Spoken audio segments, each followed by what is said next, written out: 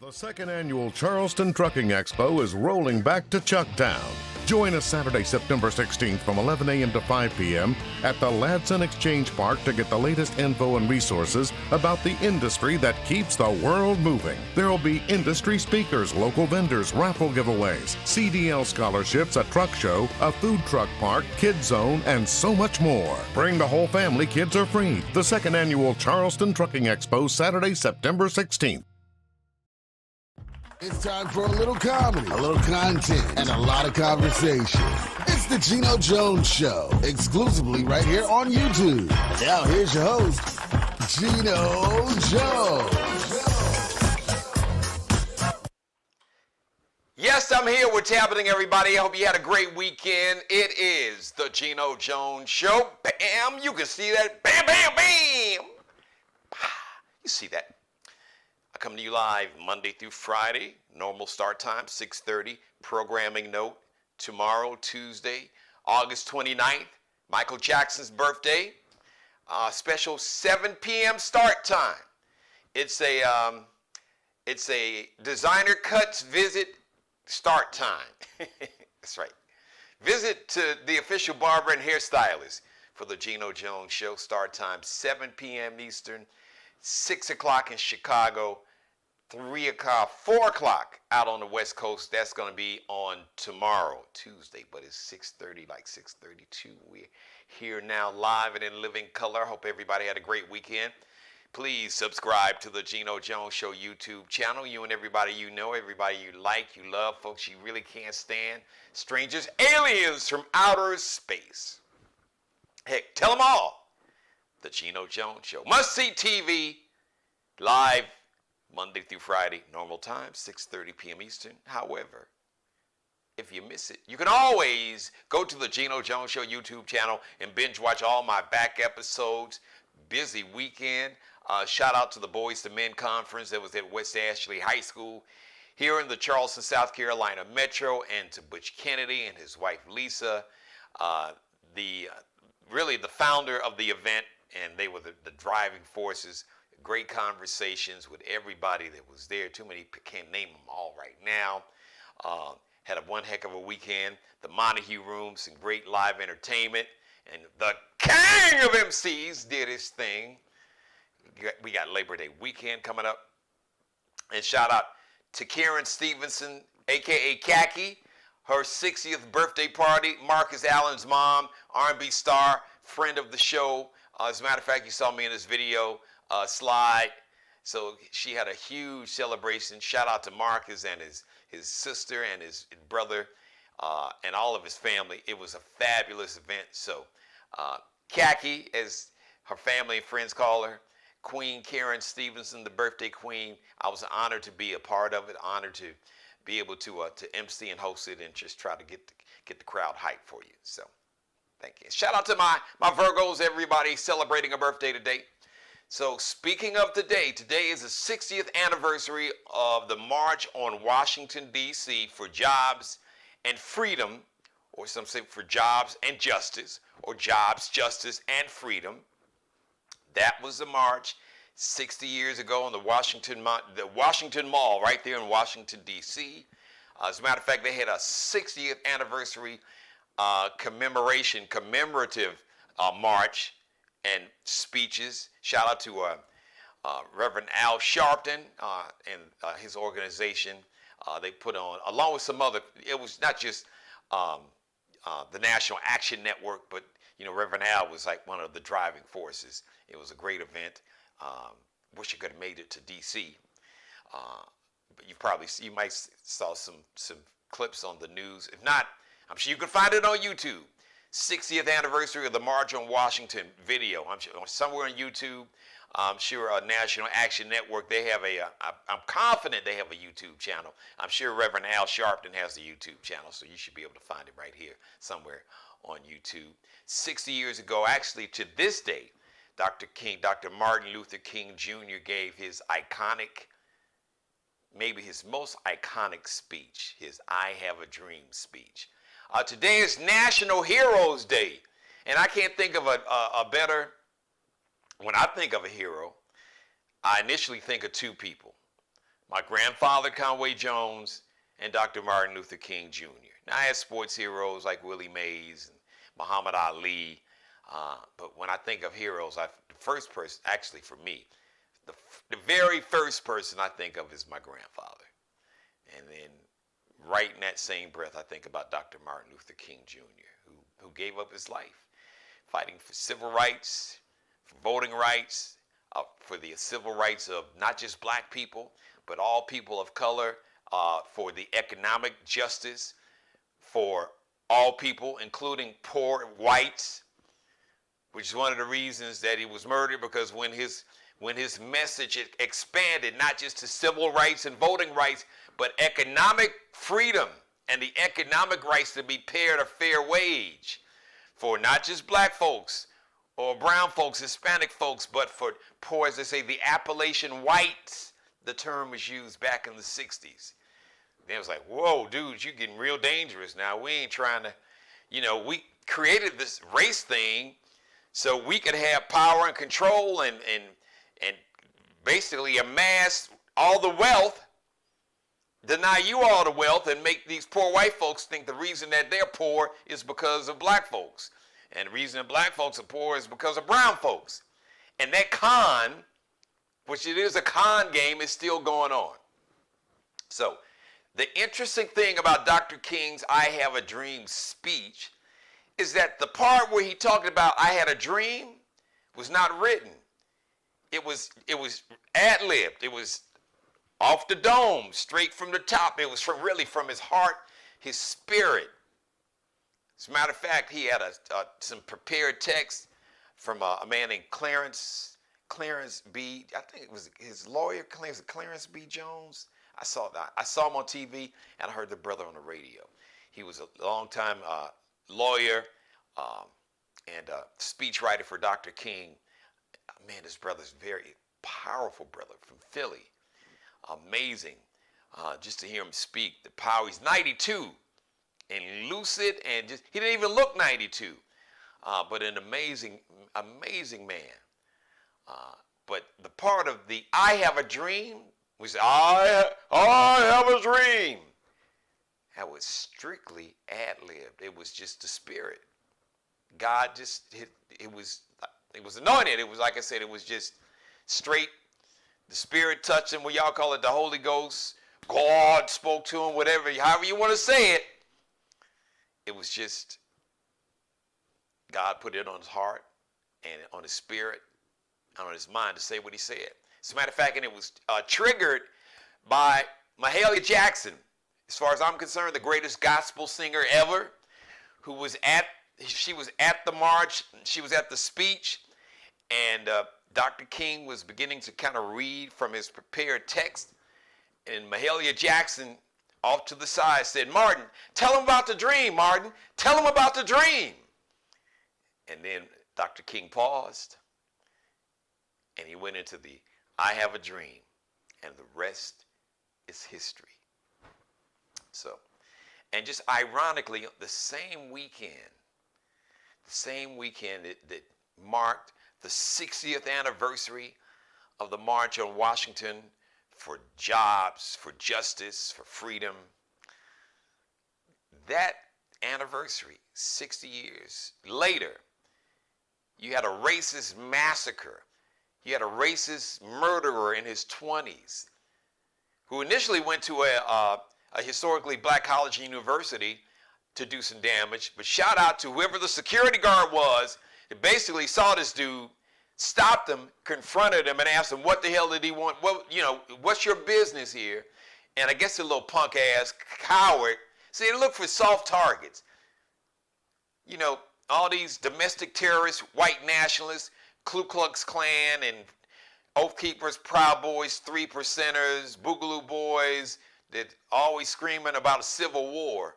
They always manage to attack soft targets, meaning targets where people, in most cases, probably don't have weapons, don't have guns. Now, you ran up on that black security guard, his ass wasn't so tough. So he left this historically black college and university, that college that's in Jacksonville, Florida, and he went to a Dollar General. and he killed 3 people. And then his punk ass killed himself, which goes to show you the level of cowardice. Cowardly punk ass.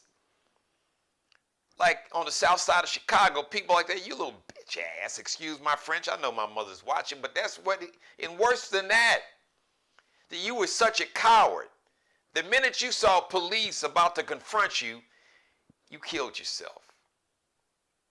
And you allowed this hate, this made up construct of race, which is just a made up con game. It's just made up bullshit.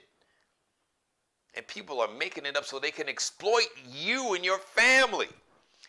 So they don't have to pay you what they should be paying you. So they can deny you an opportunity to form a union. So they can deny you or your family an opportunity to form a union or to get a raise. Maybe your parents worked on a job for 30, 40 years and never got a raise. Can't form a union. Living in states like South Carolina, they call them a right to work state. What that means is you got a right to work for free. The companies basically got a right to pay you nothing. They don't want you to form a union because they don't want to pay you. Because he's selfish, greedy, powerful, racist, sexist, misogynistic, homophobic, transphobic, religious bigots in many cases. Not all, but in many cases. Power concedes nothing without a demand. That's a quote from Frederick Douglass. Power concedes nothing without a demand. That means that we have to demand for justice, for economic justice, for civil rights, voting rights, and economic fairness. Because they're not going to give it to you. This trickle-down bullshit that Ronald Reagan was talking about. Oh, trickle-down. See, if you give the wealthy people more money, it will eventually trickle down to like the working class and poor. Yeah, right. Wait on that shit and see how long that's going to take. Folks have been waiting in America over 400 years and it hadn't happened. And it wasn't going to happen. All you got to do is look at the original Constitution. The only people who could own land and vote were wealthy white men. In the Constitution, who originally could vote? Wealthy white male landowners. Translation, wealthy white men. Full stop. Blacks, Africans were 3/5 human. We weren't full humans. Women would never, there's nowhere in that original Constitution where it says anything about all men, it said all men are created men. Notice it said men. They didn't mention women. They didn't mention any kind of rights or equality. You can look at, go Google it, the original Constitution. Find the word women or woman in it. I'll give you $50 for every time you find the word woman in that original Constitution. It said all men are created equal. Didn't say all people. What does that tell you? What does that tell you? So here we are, 403 years, almost 404, roughly about 404 years now, 6 years after that march on Washington when Dr. King gave that iconic speech about having a dream. That is deferred because those in the corridors of power never intended to share power and have some kind of fair, somewhat equal distribution of power, social, economic, and political power, and damn sure we're going to share the wealth. You think them white overseers that the plantation owners had, you think they were paying them a lot of money? They were paying them poverty wages. But compared to the enslaved Africans, they thought they was rich because the enslaved Africans were working for free labor. But you never heard of an overseer buying a plantation and buying slaves. They didn't they didn't pay him enough. Intentionally. They wanted to pay him just enough So you can keep an eye on those Negroes over there and make sure that they don't come in this big house and murder our ass. All right? And then we're going to make you feel good, deputize you, give you some authority. Maybe they put a badge on them and give them a gun. Yeah, if they get out of line, shoot them, kill them. You don't have to worry about going to jail. We'll pay your legal fees. Who's that sound like? Who said that recently within the last 7, 8 years? Who said that? Now, let me just say this. Since today marks the 60th anniversary on the March on Washington for Jobs and Freedom, I want to connect this to what happened in Jacksonville. What's the connection, Geno? How are you going to connect those two things? Because we still don't have the justice. You still don't have people really making a true living wage, especially now, considering these companies intentionally, right after COVID, even after this supply chain eased up, many of these companies just saw the opportunity.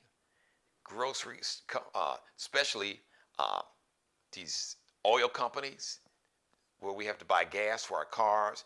A lot of these food manufacturers gouged prices, forced the grocery stores to have to go up on the prices. They did it because they could, and they took advantage of a situation because they're greedy and selfish in most cases. I'm speaking in generalities. But I got the receipts. Speaking of receipts, just look at your grocery bill from what it was. Now, the MAGA cult say, oh, Joe Biden's economic policies. No, actually, Joe Biden's economic policies has created over 11 million jobs. The wages are higher now than they've ever been, but they're still not high enough. I mean, still, you got many states where there's no law in the books. Hell, I think the law in the books in South Carolina, the minimum wage is still under $10, somewhere around $7, $8. Here in this state, come on. So what's the connection to the racist massacre in Jacksonville? Here's a connection.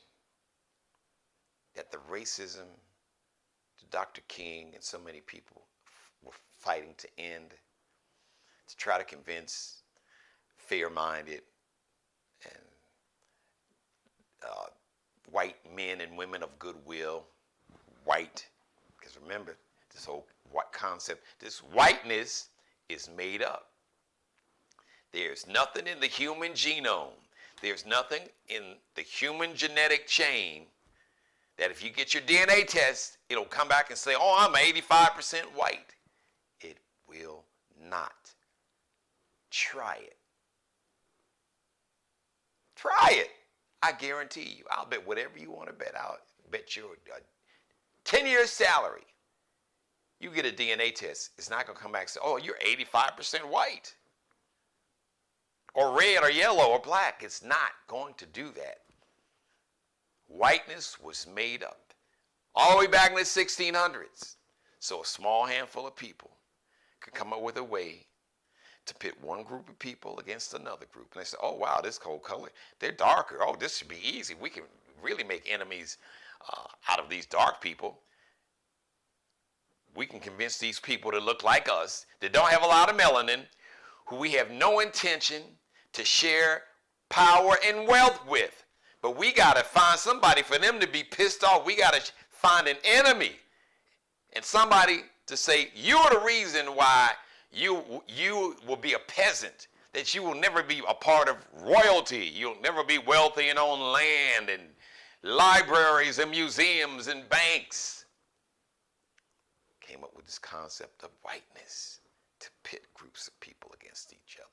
And now this concept of whiteness, which is always tied to murder here in America, from slavery, the institution of slavery and all the murder and the rape and the lynching that came out of the era, the slavery era, to where after Reconstruction, which was about the 10-year period after 1865, less than 20 years, maybe closer to 10 to 15 year period, to where African Americans, our ancestors, black men and women had power. Black men, hell, in the state of South Carolina, they had several black men who were United States senators all throughout the South. They're like, wait a minute. I used to own you, and now you are a damn senator representing me? Oh, hell no.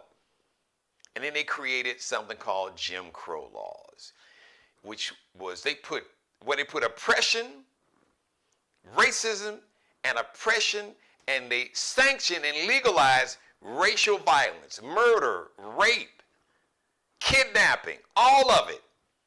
It was sanctioned by law.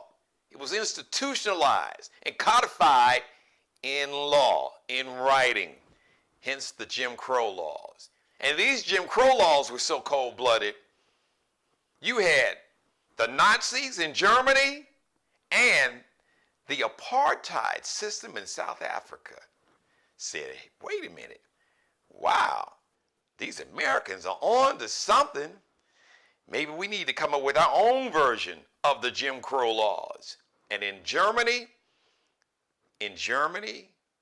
back in the late 1920s and early 30s, they came up with something called the Nuremberg laws. You can Google it. The Nuremberg laws were basically Germany's version of Jim Crow laws that they were written to oppress and to legalize and sanction murder, rape, kidnapping, seizing of the assets, financial assets and property of Jews in Europe, especially in Germany and other parts of Europe. And in South Africa, did the same thing. They just called it apartheid. Just South African Jim Crow law, German version of Jim Crow laws. And that mentality still exists. And it has been given a permission. There's been a permission statement. There's been a level of it's okay. You've had politicians, starting with Orange Jumpsuit Hitler, inmate number down in Fulton County, Georgia, inmate PO, whatever the hell the number was. They've created, some people call it a permission structure. Because the racism and the hate was always there, but when you have a man who sat in the White House, and how the hell he got into the White House is an indictment on America.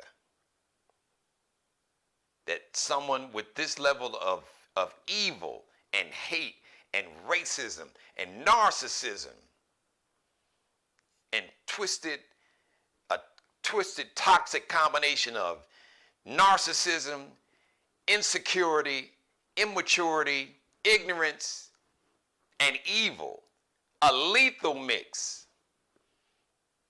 So he's given those who share his same ideology of hate and racism and misogyny and sexism, he gave a permission structure was created where, hey, we can come out in the open.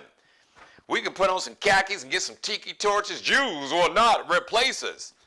And we can get in a car and run over and try to kill some black folks and actually wind up running over and killing a Jewish woman named Heather Heyer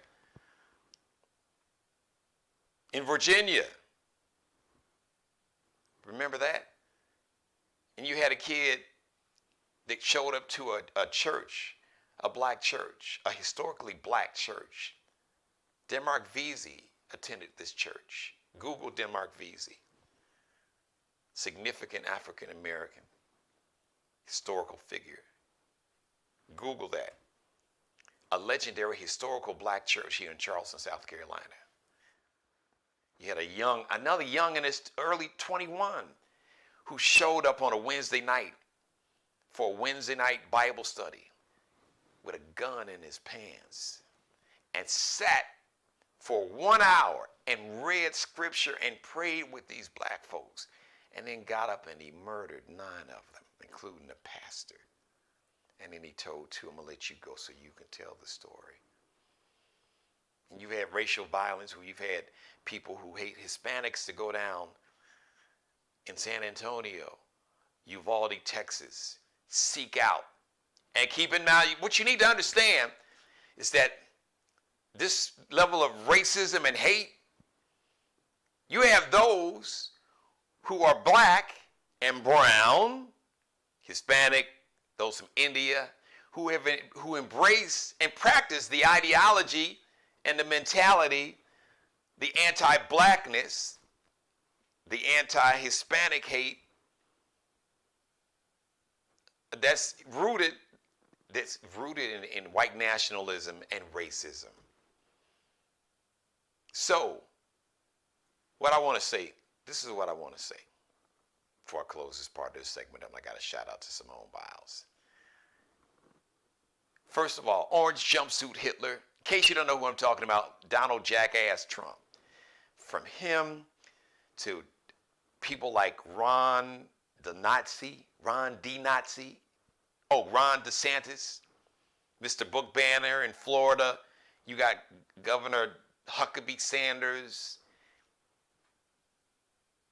I could go on, and there's so many politicians. And even some who are former governor of the state of South Carolina, Nikki Haley, who I'm about to call out. And I hope somebody sends her this. Because what's happening is that you all have blood on your hands. And I'm going to tell you how you got blood on your hands. Because when you say things, when you have a Nikki Haley constantly saying, well, you know what's going to happen. If Donald Trump doesn't win, then Kamala Harris is going to be in the White House. She's going to be the president. And you keep hearing her say it over and over and over. Now, if she was on my show, she would swear to God that I was crazy and she was being falsely accused. I am not promoting racism. What you are doing, you are sending out a racist code. Now she'll say, yeah, but I took down the flag after Dylan Ruth. I took down the Confederate flag from the State House. It wasn't something you wanted to do. You had ample time to take that flag down before. I got here in 2005. And once you became governor, you had some years that you could have taken that down. But when you say things, and Nikki Haley's not the only one, but I'm singling her out because the fact that she's a woman of color just goes to show you. Then you got this dude, Vivek Ramaswamy, who's like saying that Juneteenth Day is made up. And black people that speak out against racism are racist. And they are promoting racism against white people. Dumbass. Racism is when your prejudice is connected to power to oppress people. That's racism. We all have bias and prejudice because unfortunately this society has taught us that's like part of the American way to have bias, but it's human nature actually. Because once again, this whole concept of whiteness, white people didn't start calling themselves white until the 1600s.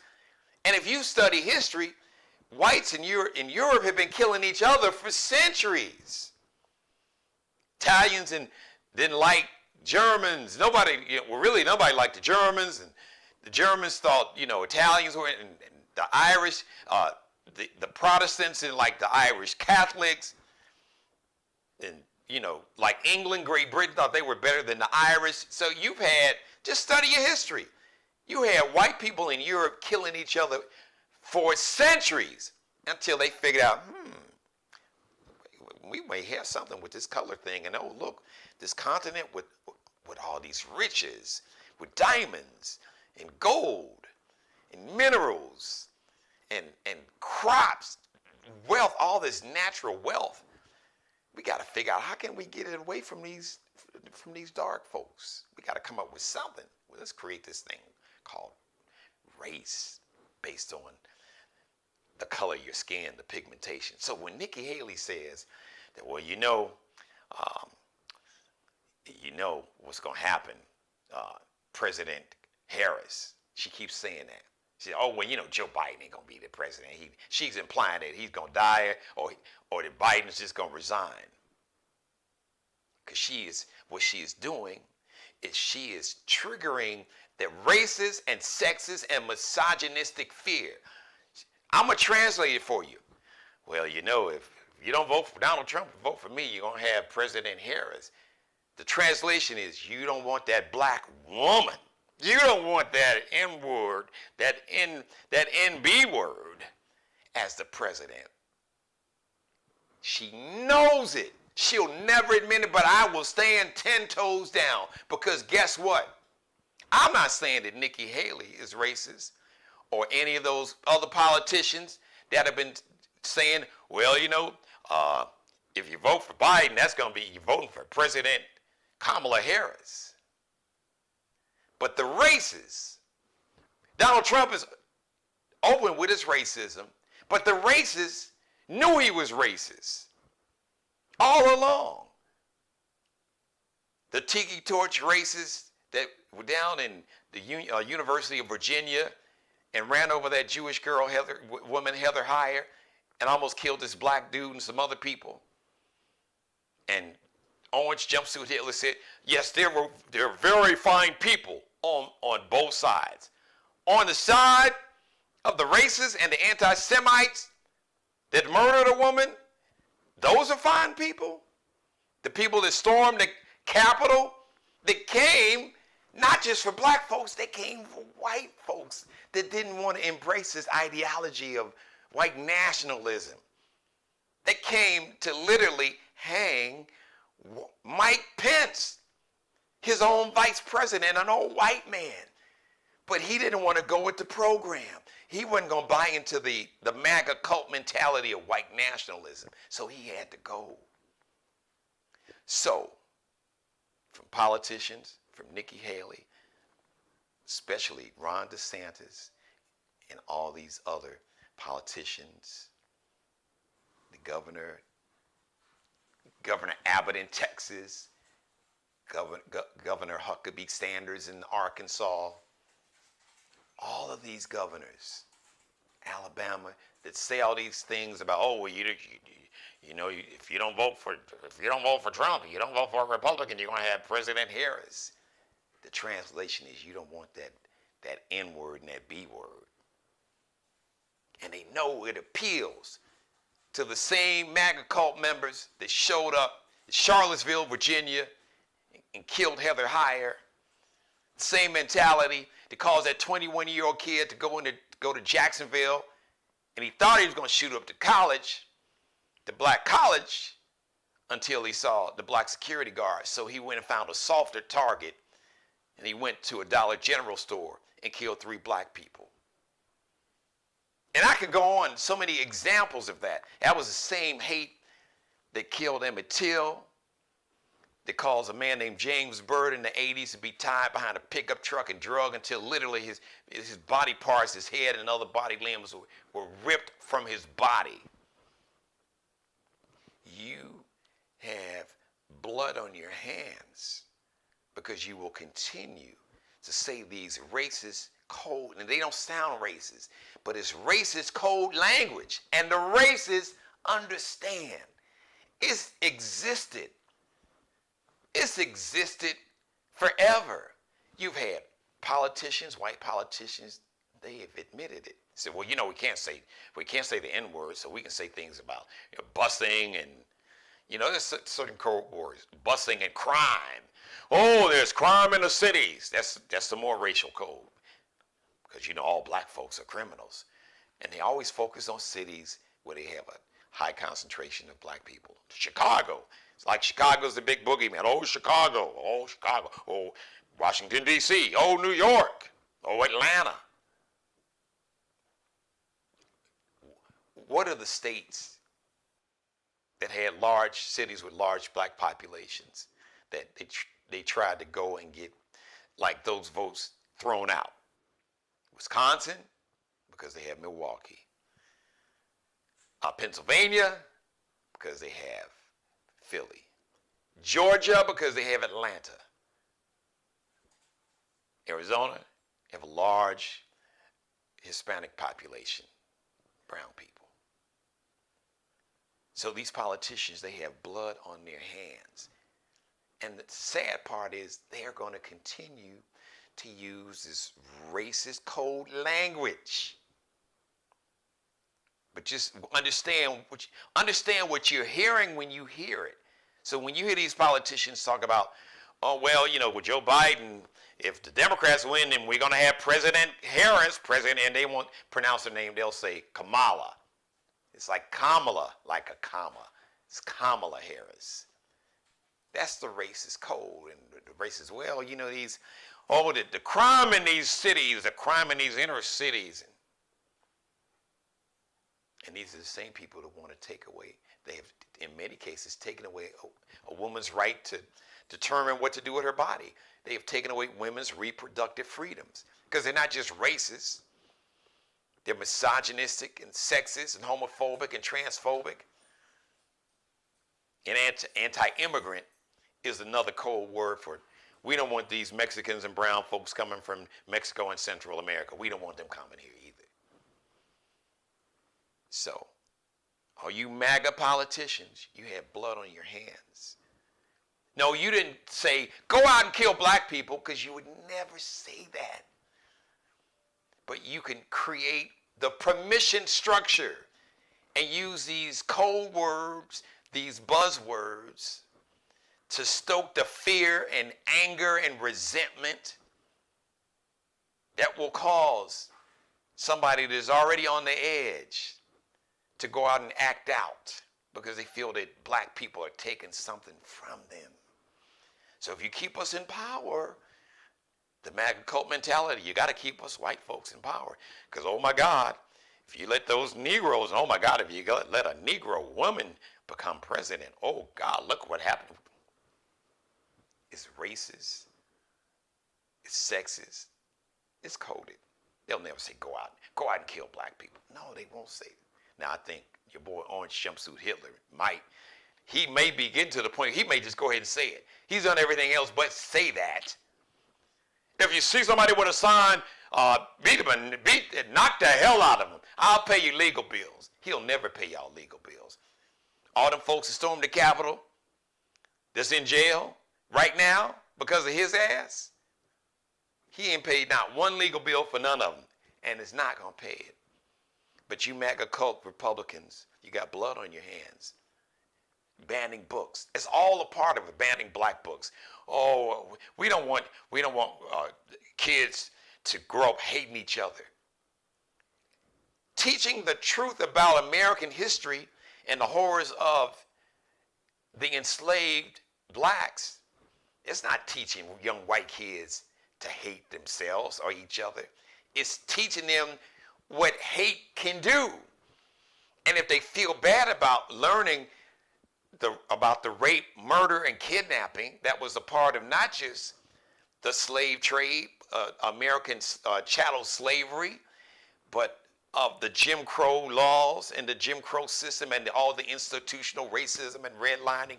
If young white kids feel bad about that, that's a good thing, because it means that they have displayed that they have a level of compassion and humanity, and that they can see beyond this made up bullshit of color, and they can see the humanity in a child that may have a little more melanin in their skin than they do. And they'll dispel with this bullshit concept of whiteness. White people are going to be extinct. Whiteness is made up anyway. The people that call themselves white, if Kamala Harris becomes president, are not going to become extinct. They become extinct when Barack Obama was president. And when the majority of the country becomes people of color, not to mention all the biracial kids running around here, this whole whiteness concept is made up. And I guarantee you, still, 90% of the CEOs and in the positions of power will still be, not 90, how about 90, probably 95 to 98% will still be white men, or men that call themselves white, that identify that way. So, stop with the racist code language, because you got these folks out here, it's going to be a civil war. And you've got these politicians that's feeding into that ignorance, fear, and anger so they can benefit politically and economically, so they can raise money off of it. I'm giving up the game. Shout out to Simone Biles. She won her eighth U.S. Gymnastics Championship. The sisters, awesome. I saw her last night. They had the championships in, I think it was in San Jose, California. This sister's amazing. They might as well put wings on this sister because she gets in the air, gets to spinning, gets to flipping and spinning and twisting. She is phenomenal. And shout out to my man Noah Lyles, 3 gold medals, world championships in Budapest, Hungary, fastest man on the planet, won the 100 meter finals, then won the 200 meter final sprint, then hit the sprint, the American sprinters, the men and the women, won the 4x100 relay race, like the 4 fastest people in every country are running to see who's got the fastest country. So we got the fastest man, the fastest woman, and the fastest team of sprinters on the planet. Yes, USA track and field is back. Gymnastics is doing things. Sha'Carri did her thing. She got the gold medal in the 100 meters, and she was the anchor. She was like the last one. The fastest person usually runs like that last leg. They call it the anchor leg. Taking it home, the 4x100 women's final. Congratulations to Sha'Carri Richardson. I think it was Gabby Thomas, all the women and all the brothers, Noah Lyles. But Noah Lyles, stop tripping, man. Why are you coming for the NBA ball players? Why do they call themselves world champion? Because the greatest players in the world, Noah Lyles, are playing in the NBA. Come on, bro. Don't do that. We rooting for you, man. You ain't even become like a global icon yet. We rooting for you. Don't F it up. Tripping about throwing shade at NBA ball players. Stay in your lane like you did in that 100 meters and 200 meters. Run your race and celebrate these other brothers, man. Don't do that. No, Noah, because I'm blowing you up. I'm proud of you, but I gotta call bullshit when I see it. Noah Lyles, stop, man. Come on. Looking like Mr. Ed. I know, I'm wrong for that, and that was petty, but come on, I'm a comedian, too. But Noah, stop, man, for real. Stop throwing shade at the NBA ball players, bro.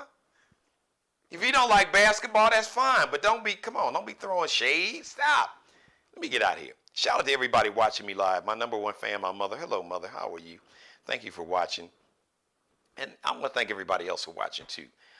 God bless each and every one of you, and especially you, and God most of all, thank you for letting me do the Geno Jones Show live Monday through Friday, 6:30 p.m. Eastern, 5:30 in Chicago, 3:30 p.m. on the West Coast. Please subscribe to the Geno Jones Show YouTube channel. You and everybody you know and don't know, don't love, none of them, all of them.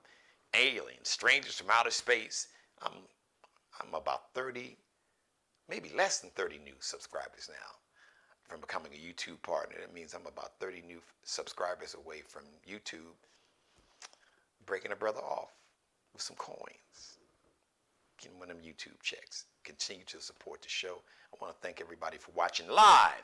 I want to thank everybody that's watching me that's not live. If you're watching me live like right now, a little after 7 o'clock, 7:14, thank you. But if you're watching me live right now and it's not 7:14, I want to thank you for watching. Remember, programming note, special start time, special designer cuts barbershop appointment start time, 7 p.m. Eastern tomorrow, Tuesday. Chef Kevin got an incredible story. He is the chef of one of the hottest new venues. It's a restaurant and bar and live entertainment, the Montague Room, here in North Charleston, South Carolina. Where every Friday and Saturday you get to see me like the warm-up act, the king of MCs. As I get the crowd hype, comedy / hype man, comedian, warm-up act for the live entertainment. So Chef Kevin is phenomenal, got a great story. Looking forward to having him on tomorrow. Thank you for watching, everybody. Please copy and paste the link, share the story, tag everybody on social media.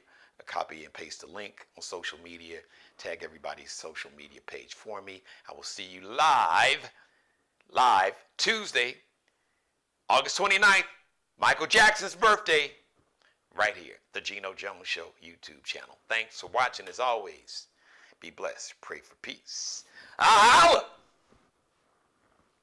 Subscribe and tune in to the next episode of the Geno Jones Show, exclusively right here on YouTube.